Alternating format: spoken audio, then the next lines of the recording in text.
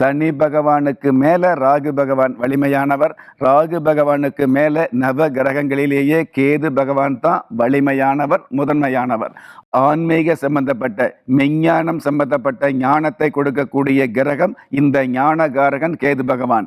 ஆன்மீகம் மட்டுமல்ல, அதே மாதிரி மெஞ்ஞானம் மட்டுமல்ல, விஞ்ஞான ரீதியான வகையில் கூட புதிய புதிய ஆராய்ச்சிகளை, புதிய புதிய செயல்பாடுகளை, புதிய புதிய கண்டுபிடிப்புகளை புகுத்தக்கூடிய வாய்ப்பும் இந்த கேது பகவானுக்கு உண்டான மிகப்பெரிய சிறப்பாக இருந்துகிட்டு இருக்குது அப்படிங்கிறது உண்மை.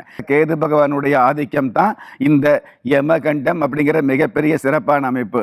யமகண்டம் அப்படிங்கிறது நீங்கள் உங்களுடைய வாழ்க்கையில் நேர்மை அப்படிங்கிற விஷயத்தை கூர்மையாக கடைபிடிச்சீங்க அப்படின்னா இந்த உலகத்தில் உங்களுக்கு வரக்கூடிய கண்டங்களை தவிர்த்து விடக்கூடிய பாக்கியம் இந்த யம கண்டத்துக்கு இருந்துகிட்டு இருக்குது அப்படிங்கிறது உண்மை.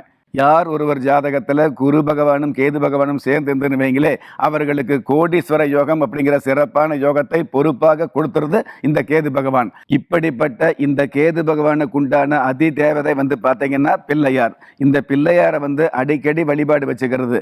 ஏதாவது ஒரு பிள்ளையார் கோயிலில் நல்லெண்ணெய் தீபம் ஏற்றி நமஸ்காரம் வச்சுக்கும் பொழுது அவர்களுக்கு நல்லது நடக்க ஆரம்பிக்குது அப்படிங்கிற விஷயத்தையும் பரிகார சாஸ்திரம் பக்குவமாக சொல்லி வச்சிருக்குது.